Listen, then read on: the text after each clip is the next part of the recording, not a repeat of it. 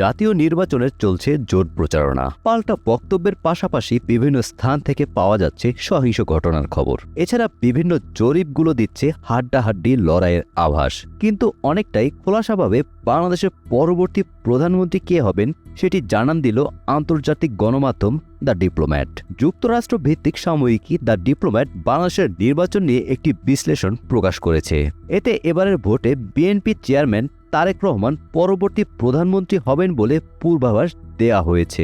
An interview with Tarique Rahman, likely Bangladesh next prime minister শীর্ষক আর্টিকেলে নির্বাচনের আগে পরিচালিত একাধিক জনমত জরিপের তথ্য উল্লেখ করা হয়, যেখানে তারেক রহমানকে পরবর্তী প্রধানমন্ত্রী হিসেবে তুলে ধরা হয়েছে।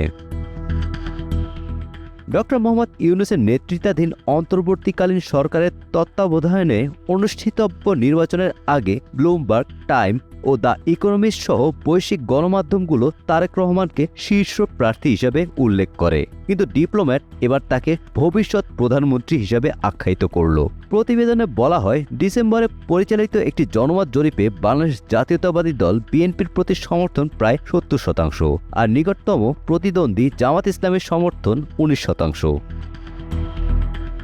বেসরকারি প্রতিষ্ঠান ইনোভেশন কনসাল্টিং পরিচালিত আরেকটি জরিপে দেখা যায় 47%-এর বেশি মানুষ এখন তারেক রহমানের প্রধানমন্ত্রী হবার সম্ভাবনা দেখছেন। 22.5% জামাত ইসলামের প্রধান ডক্টর শফিকুর রহমান প্রধানমন্ত্রী হবেন বলে প্রত্যাশা করছেন। দ্য ডিপ্লোম্যাট পর্যবেক্ষণে বলেছে, জেনজি হিসেবে পরিচিত তরুণ ভোটাররা ভোটের ক্ষেত্রে বড় সিদ্ধান্তমূলক ভূমিকা রাখবে।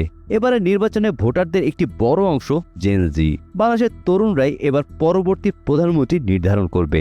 এতে আরও বলা হয়, জেনজি এর অনেক ভোটার বিএনপির রাজনৈতিক কর্মসূচিতে অংশ নিচ্ছে, বিশেষ করে যেগুলোর নেতৃত্ব দিচ্ছেন দলীয় চেয়ারম্যান তারেক রহমান।